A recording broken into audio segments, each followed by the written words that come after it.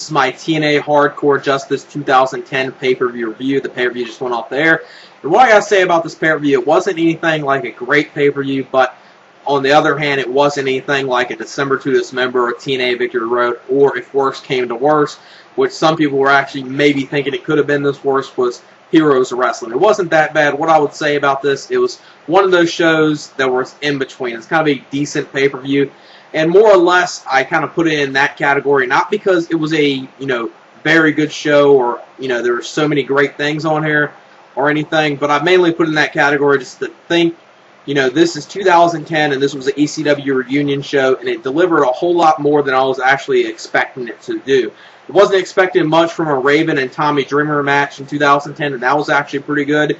And considering they couldn't do the Jerry Lynn and RVD match, which unfortunately, that sucks. That match didn't happen.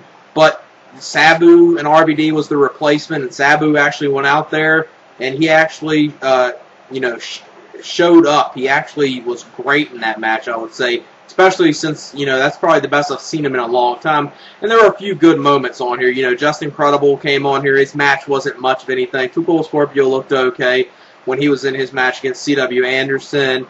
Joel Gertner was out there with Team 3D, and Bill Alfonso was out there during the RVD and Sabu match, which is kind of cool to see Bill Alfonso, back with RVD and Sabu. That was cool to see that.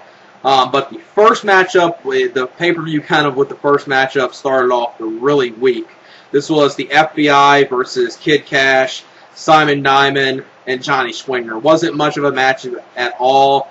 They did the thing that they did before with the FBI, and when Simon Diamond and Johnny Swinger was in there, they did the dance-off thing in there, which it just didn't come off that good. It was something that, worked 10 years ago, but in 2010 it just didn't work. It just looked really idiotic when they did it, and just dragged down the match even more than what it was already doing. Then after that, they did the thing where they then attack each other, and the match ends with Little Guido picking up the victory by pinning Simon Diamond in this match.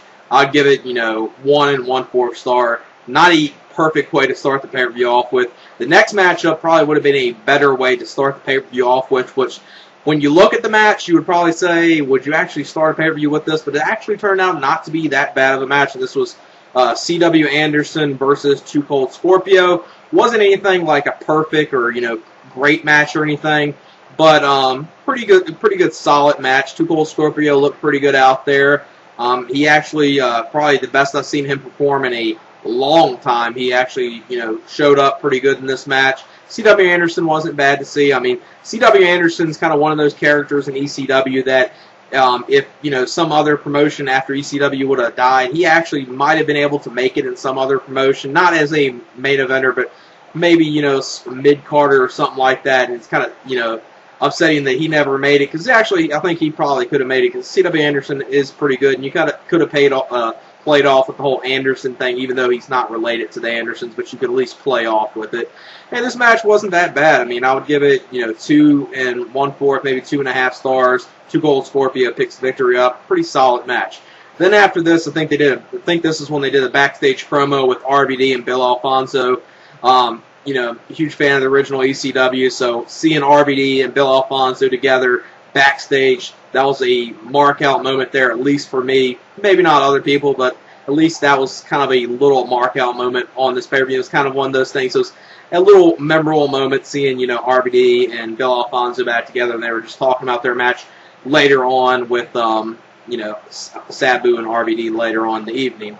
Then the next matchup was, Just Incredible. He went under the name PJ Polaco, because I guess WWE has the trademark of Just Incredible, obviously, and he took on Stevie Richards. Really, this match was just cool to see. Just Incredible. It wasn't much of a match of anything. It wasn't a god-awful or terrible match, but nothing that I would say, you need to see or worth going back to see. Just, it was kind of cool seeing Just Incredible on here, especially since he wasn't announced on the card, and I'm glad they were able to get him for this show, for, an ECW reunion show, because Just Incredible was probably one of my favorite guys from the original ECW. Stevie Richards picks up the victory after hitting the Stevie kick in about a 1 3/4 star match. Decent match, okay to watchable. That was pretty much the best that match was. Then the next match was, you could tell the next match was just something they completely threw together. This was a three-way dance with Brother Runt, a.k.a. Spike Dudley, versus Al Snow, versus Rhino. And within this match, just those three guys, you knew they couldn't mesh really well together. It didn't turn out probably as bad as what probably some people would have thought, or even myself going into it when I saw that this was going to be the three-way dance, the elimination-style three-way triple threat match. And the first elimination comes when Brother Runt hits the acid drop to Al Snow. And then not that long after that, Brother Runt gets gored by Rhino. So Rhino picks up the victory in about a 1.5 star, maybe 1 3/4 star match. Wasn't as much of a garbage fest as I thought it would have been. But, you know, it was kind of something you could tell in this pay-per-view that was just thrown together, even though most people probably say a lot of the stuff on this pay-per-view is kind of thrown together in the same sense, though.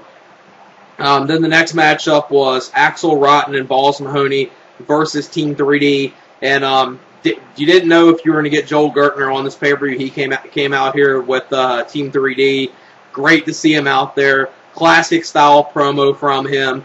Obviously, you could probably tell he kind of held back a little bit, but you know, he pretty much, you know, compared to probably what obviously WWE would have him do and stuff like that on the mic, you know, that they didn't have him, you know, censor himself too much, but kind of probably held it back just a little bit. But pretty classic promo from Joel Gertner right there. Pretty funny stuff in there. And the match between Team 3D versus Axel Rotten and Balls Mahoney, just typical, you know, brawl, street fight. It was a Philadelphia street fight. Just typical match you would expect from these two. And you obviously knew the way the match was going to end, which was the flaming table spot where they Brother Ray, he powerbombed Balls Mahoney through a table, flaming table, and that was the end of the match. So Team 3D picks up the victory in this match. For a hardcore brawl match, you know, it was what it was. It wasn't anything great. You know, obviously back in the original ECW, you've seen better brawls between these guys, and especially seen a better, you know, kind of street fight brawl at the first ECW One Night Stand that WWE did back in 2005. But you know, 2010, this wasn't a bad match. Wasn't as bad as what I was expecting, you know, considering, you know, with the hardcore element, it did help them out, and it's obviously helped the Team 3D, Axel Rotten and Balls Mahoney out in this match. Like I said, Team 3D picks up the victory, and probably about two stars, maybe 2 1/4 stars. All that, what I'm saying as far as star ratings, will be down in the description, because some of them you've been hearing, obviously, I'm saying 2 stars or 2 1/4 stars. It'll be down what the final score of it is. But like I said, 2 stars, 2 1/4 stars for that match. Wasn't too bad for a brawl. It was what it was. Then the next matchup was the hugest surprise of the night as far as match quality. I'm not going out and saying it was a 5-star classic or anything like that. But considering who's in it in 2010, and I didn't expect much from this match. This was Raven versus Tommy Dreamer.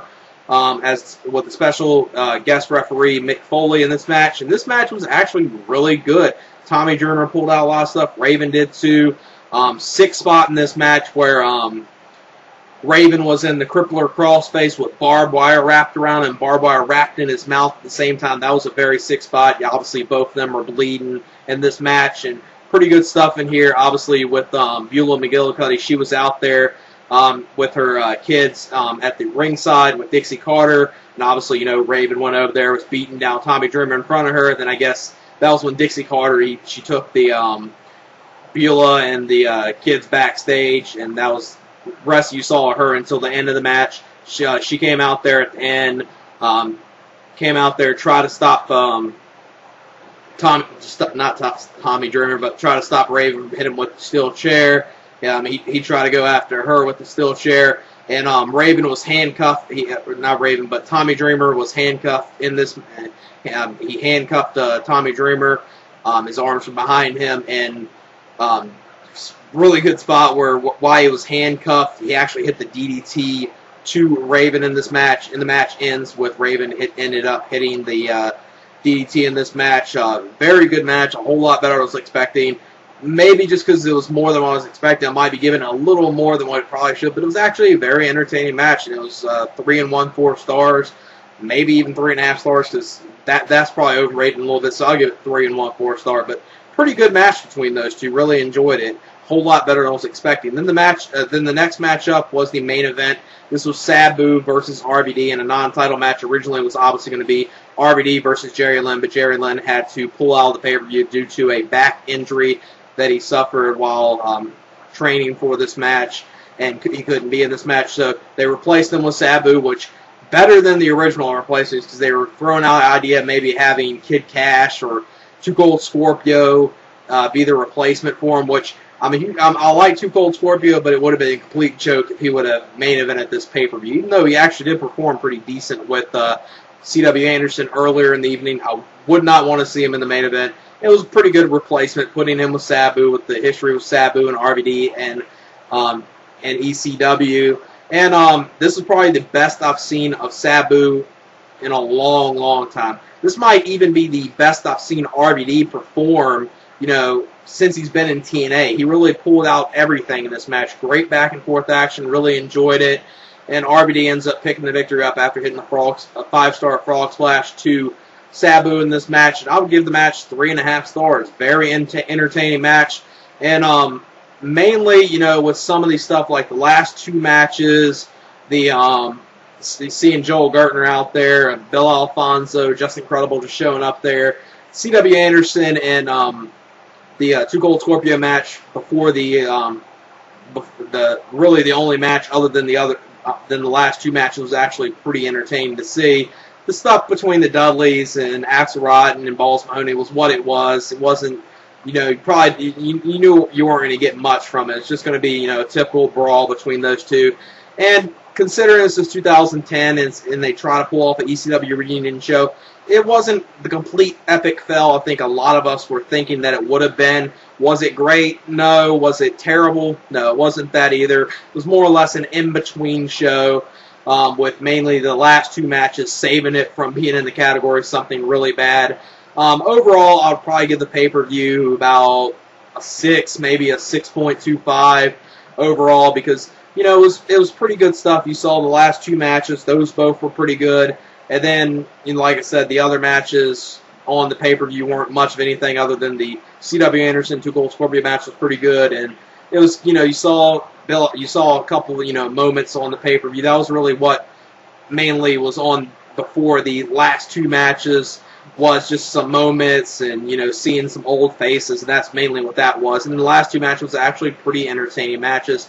The main reason why I would give this a 6, maybe even 6.25, but some of the stuff before the last 2 matches did kind of bring the quality of the pay-per-view down a little bit, but RVD and Sabu pulled off a very good match between each other. Raven and Tommy Dreamer was really a surprise. I wasn't expecting that. Like I said, give this pay-per-view a 6.25 out of 10. That's it for my TNA Hardcore Justice 2010 pay-per-view review. All right, peace.